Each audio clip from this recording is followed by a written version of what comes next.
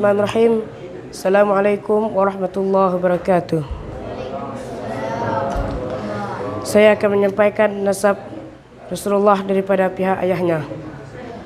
Muhammad anak Abdullah, Abdullah anak Abdul Muttalib, Abdul Muttalib anak Hasim, Hasim anak Abdul Manaf, Abdul Manaf anak Qusay, Qusay anak Kilab, Kilab anak Murrah, Murrah anak Ka'ab, Ka'ab anak Lu'ay, Lu'ay anak Khalif, Khalif anak Per, Per anak Malik, Malik anak Narar, Narar anak Kinanah, Kinanah anak Huzaimah, Huzaimah anak Mudrikah, Mudrikah anak Ilyas, Ilyas anak Muzar, Muzar anak Nizar, Nizar anak Ma'ad, Ma'ad anak Adnan.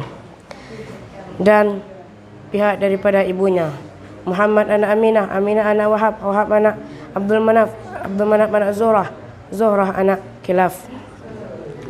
Nama istrinya Rasulullah: Khadijah, Saudah, Aisyah, Hafsah, Hindun, Ramlah, Zainab anak Jahiz, Zainab anak Uzaimah, Maimunah, Juwairiyah, Sofiyah.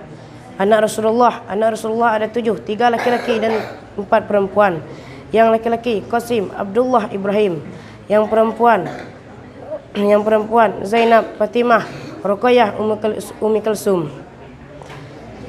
Dan sahabat Rasulullah itu ada 4: Abu Bakar As-Siddiq, Umar bin Khattab, Utsman bin Affan, Ali bin Abi Thalib.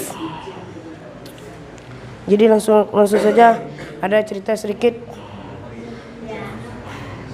Muhammad dilahirkan di kota Mekah pada hari Isnin 12 Rabiul Awal 20 April tahun 571 Hijriah. Saat Nabi Muhammad masih dalam kandungan, wafatlah ayahandanya yang bernama Abdullah bin Abdul Muttalib.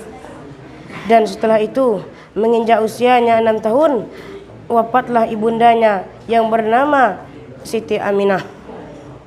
Dan setelah ibundanya wafat, beliau diasuh oleh kakeknya yang bernama Abdul Muttalib.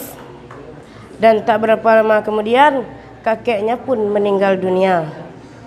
Setelah itu, beliau diasuh oleh pamannya Abu Talib. Menginjak usianya 9 tahun, beliau dibawa oleh pamannya untuk berniaga ke negeri Sam. Dan menginjak usianya sudah dewasa, beliau pergi berdagang ke negeri Sam. Lalu dagangannya habis terjual karena budi pekertinya dan kesopanannya yang bagus. Berita itu pun terdengar oleh majikannya yang bernama Siti Khadijah, saudagar yang kaya raya.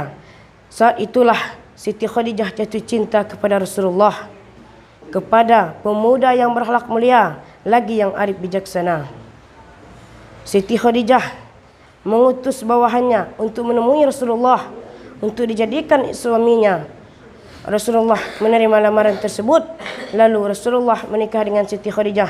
Saat itu Rasulullah berumur 25 tahun, sedangkan Siti Khadijah berumur 40 tahun. Cukup sekian. Terima kasih. Wassalamualaikum warahmatullahi wabarakatuh.